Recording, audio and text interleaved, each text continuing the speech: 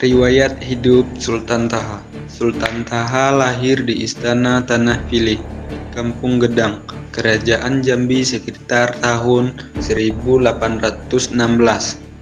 Nama kecil yang diberikan kepadanya adalah Raden Taha Jayadiningrat.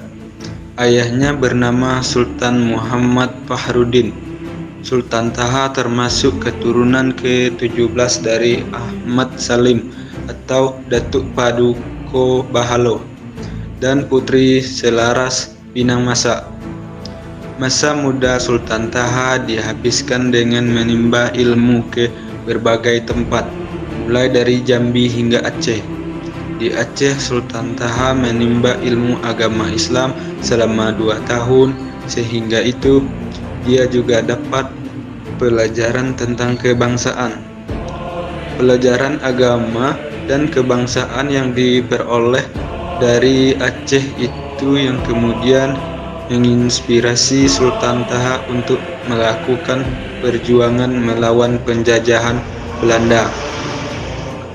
Sultan Taha dikenal dengan sosok pemimpin yang cerdas, tangkas, pandai, bergaul, dan rendah hati. Dia juga seseorang diplomat ulung sejak masa muda.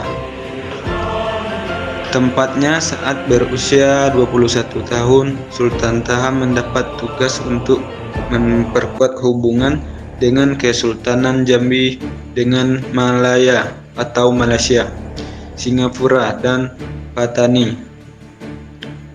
Perjalanan tugas ini rupanya membangkitkan kesadaran Sultan Taha tentang kondisi rakyatnya di Jambi yang tertindas oleh Belanda.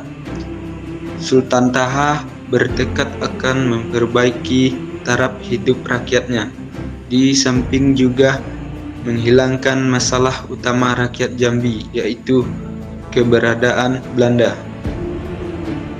Berjuang mengusir Belanda pada tahun 1841, Sultan Taha diangkat sebagai Pangeran Ratu atau Perdana Menteri menyusul meninggalnya sang ayah dan naik tahtanya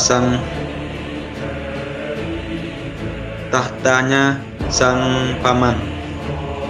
Posisi baru itu dimanfaatkan Sultan Taha untuk memulai misinya, yaitu membantu rakyat agar mencapai taraf hidup yang lebih tinggi. Sultan Taha memulai misinya dengan memberantas buta huruf di kalangan rakyat. Sidang Dewan Menteri yang dipimpinnya mengamanatkan agar seluruh rakyat bisa baca tulis huruf Al-Quran. Tak hanya soal pendidikan, Sultan Taha juga memperhatikan masalah ekonomi. Hal ini dilakukan dengan memperluas pertanian dan perkebunan di Jambi. Pada tahun 1855, Sultan Taha akhirnya naik tahta sebagai Raja Kesultanan Jambi. Jabatan tersebut memungkinkannya untuk melakukan perbaikan yang lebih banyak lagi. Meski demikian, Sultan Taha menyadari bahwa keberadaan Belanda menjadi masalah utama dari semua masalah yang ada. Untuk itu, Sultan Taha lantas memimpin perlawanan rakyat Jambi dalam sebuah pertempuran sengit di Muara Kupeh pada tahun 1858. Sejak saat itu, perjuangan Sultan Taha dalam mengusir Belanda terus berlanjut hingga tahun 1904. Dalam menjalankan misinya ini, Sultan Taha mendapat dukungan penuh dari rakyatnya. Sultan bahkan bersumpah di hadapan rakyat yang kemudian dikenal dengan Sumpah Setih Setia. Perlawanan yang dilancarkan Sultan Taha sangat merepotkan Belanda, yang kemudian melakukan penyelidikan untuk mencari titik lemah Sultan Taha. Penyelidikan untuk mencari titik lemah Sultan Taha dipimpin oleh Snoek Horgronje. Dia adalah penasihat pemerintah Hindia Belanda untuk urusan Bumi Putera. Penyelidikan yang dilakukan salah satunya adalah dengan mengungkap tempat persembunyian Sultan Taha. Upaya itu membuahkan hasil. Belanda akhirnya mengetahui tempat Sultan Taha bersembunyi, yaitu di Sungai Aro. Belanda pun melancarkan serangan mendadak ke tempat persembunyian tersebut. Pasukan yang terkejut berusaha menyelamatkan diri ke hilir Sungai Aro. Namun, Sultan Taha sudah tidak bersama pasukan saat menyelamatkan diri. Rupanya Sultan Taha gugur dalam serangan mendadak tersebut.